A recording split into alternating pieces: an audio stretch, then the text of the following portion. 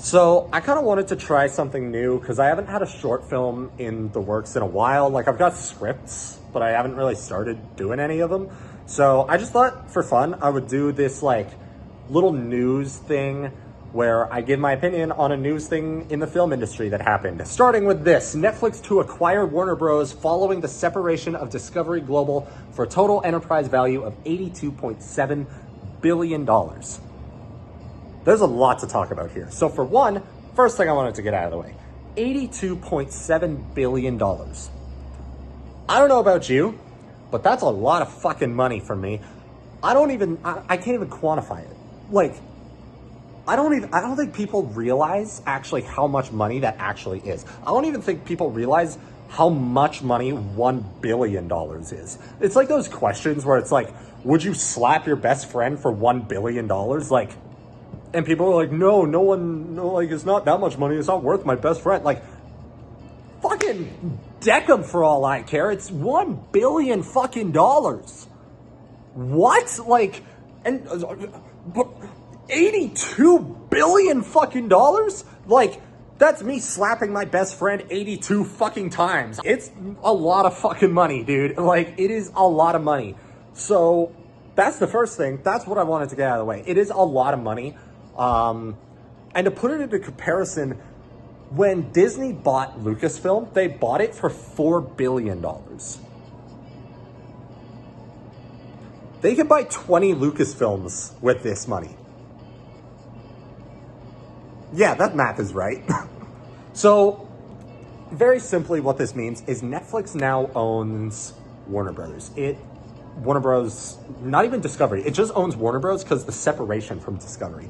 So they own all their IPs, all the movies, TV shows, the networks, all of it. So simply put, Netflix is in charge of Warner Brothers. It's not that Warner Brothers doesn't exist anymore. It is that Netflix now has final say in Warner Brothers. And the best way of comparing it would be like a music label, I guess. That would be the best way of comparing it, where think of it like the music label is number one, and then you have all the sub-labels.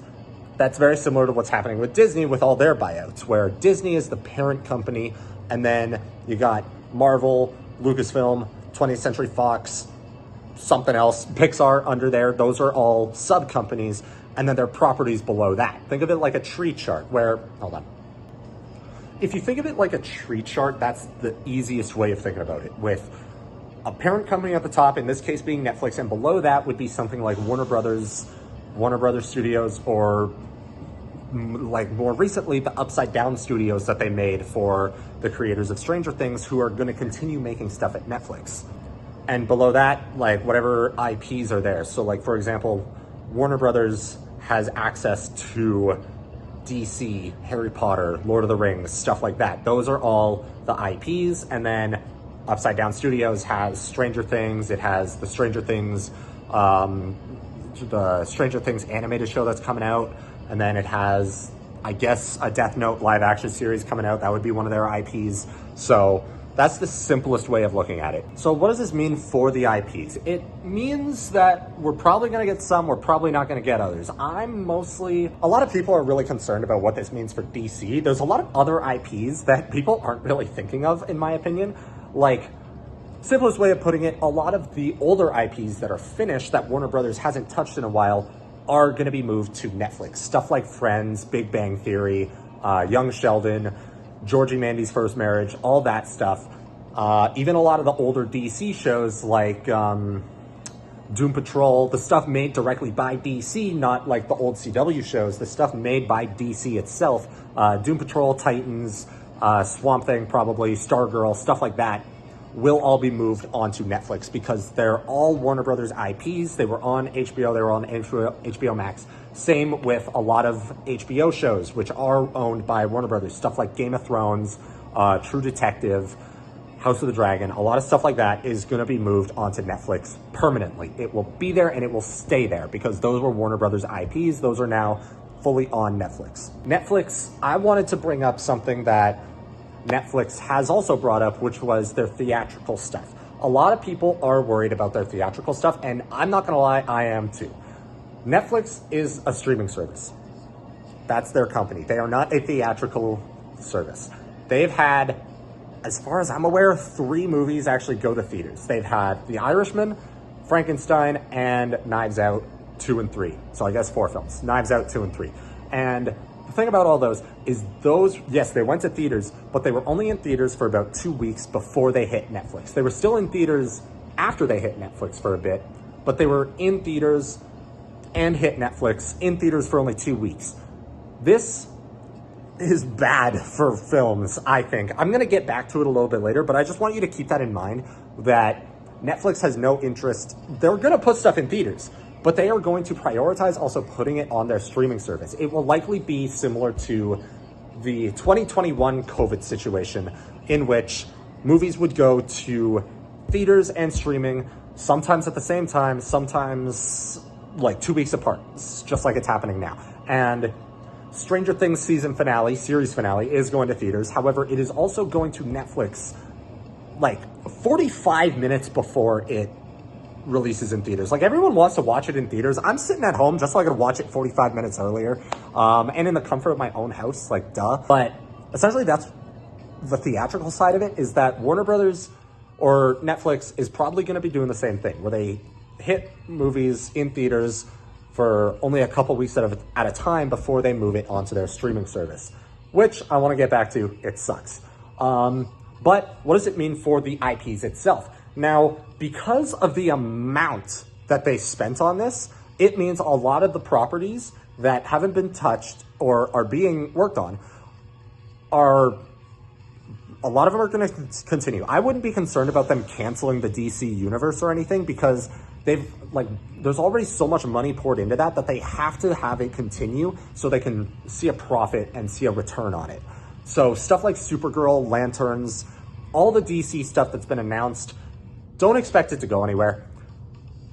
The thing is, people think that because Netflix has bought this, is that we're getting a return of the Snyderverse. No, I do not think so. Maybe not in the way people want it. I think we will be getting a return of the Snyderverse in some way, shape, or form, because Zack Snyder has contracts with Netflix. We all know this. His last couple of films have been exclusive with Netflix. However, he, like, the movie itself, like, think about the time that has passed between Zack Snyder's Justice League and now. Stuff that has happened since then, even since 2017, that people are not, we can't expect Zack Snyder's Justice League 2 in live action. That's the best way of putting it. Things happened where Ezra Miller and Gal Gadot are kind of terrible fucking people. Ray Fisher has had fight after fight with Warner Bros. And Warner Bros. Still exists. It's not like it's gone. Like, it is still there. And then Ben Affleck says he's fucking done with superhero movies. And Henry Cavill is working on other stuff. We are not getting a live-action Zack Snyder's Justice League 2. That's just how it is. We are getting, if anything, an animated movie with new voices, but the same character designs. That's the best case scenario for that case. So, no, nothing's happening with DC. I can see them changing some plans, maybe, based on, like, how things are going, but nothing is happening with DC. I'm predicting James Gunn is still around. I will say all these predictions I'm about to make are very much like the day I'm recording this, on the day the buyout happened. It is, or the acquisition happened. So there's still a lot of information yet to be had.